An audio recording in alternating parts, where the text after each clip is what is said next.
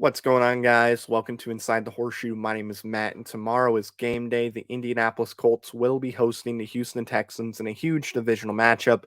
In this video, I'm going to be going through my keys to victory for the Colts, as well as give my prediction on who I believe is going to win the game. But before we do that, let's go through the injuries the Colts put out yesterday.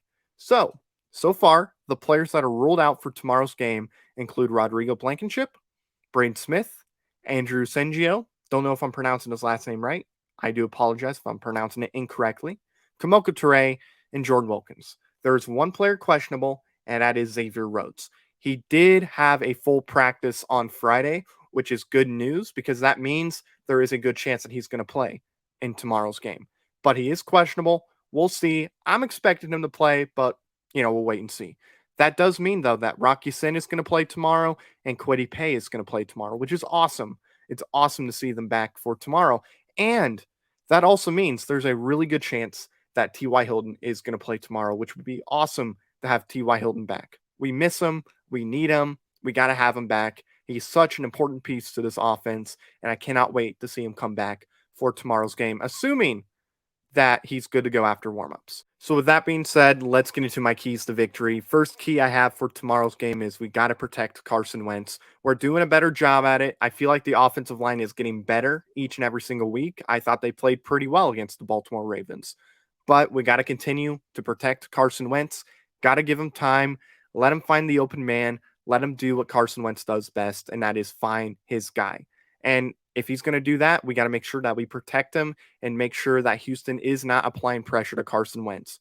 Let's not let that happen at all. And if we do that, I feel very, very good about tomorrow's game. We also need to get our run game going. And when I say that, I'm talking about get Jonathan Taylor the ball 15 to 20 times.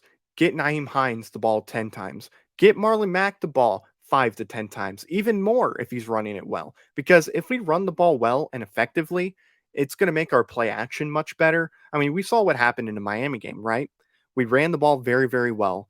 And that made Miami think, oh, they're just going to run the ball, made our play action much better because now you're throwing the defense off. Now they don't know if you're going to run the ball or pass the ball. You're making it more difficult for them. And when we're playing against Houston, who has a good defense, like their defense isn't bad or anything, they have a pretty good defense. You have to make them think you're going to do one thing when you're going to do the complete opposite.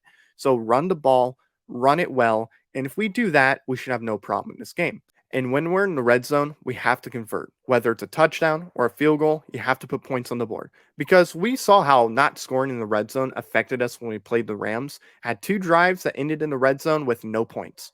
Lost by 3. If we would have scored on one of those 2 drives, we either go to overtime or we win the game. It's very, very important to score when we're in the red zone, and we have to do it if we're going to win this game. Now, do we have to score 30 points to beat the Texans like we would have against the Rams? No, not necessarily. But still, anybody can beat anybody in this game, so we have to score in the red zone, and we have to capitalize. We also can't let Mark Ingram get going. And I know there's some people out there that aren't as worried about Mark Ingram, but Mark Ingram is still a good running back, and he is still capable of having a good day. We just can't let him do that against us.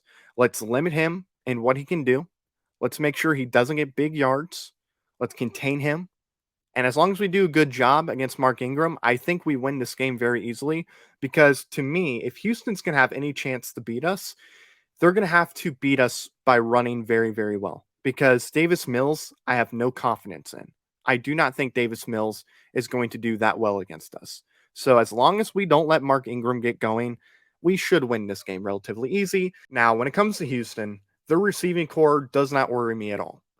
There is only one receiver on that team that is very capable of having a big day against anybody, and that is Brandon Cooks. Brandon Cooks is a very good receiver. And if you let him get open and let him get some catches, it could be a long day for us, even with Davis Mills being the quarterback. Brandon Cooks is a very talented wide receiver. So we need to make sure that Brandon Cooks is not getting open.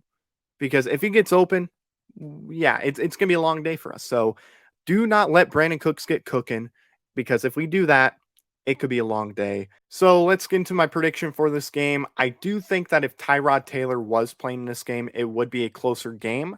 But with Davis Mills being in this game, I just don't see any way that Houston beats the Colts. I think Indianapolis wins this game rather easily. I think the Colts are going to win this game by a touchdown or 2. I just don't see this being that close at all. I think it could be a blowout. I don't have any faith in Davis Mills. I think we're going to shut down Mark Ingram. I think our offense is going to get going. I think Carson Wentz is going to have a very good day. Houston has a pretty good defense, but I don't think they're as good as other defenses we faced in the past. I think we're going to have no problem scoring on Houston. Colts win this game rather easily. So thank you guys for watching. Let me know down below your prediction on this game. If you're new or if you haven't already, I would appreciate it if you would click that subscribe button. Also click the bell icon. That way you're notified whenever I upload a video or go live. And if you like this video, smash that like button. Thank you again for watching. I've been Matt, Bleed Blue, and we'll see you next time. Bye-bye.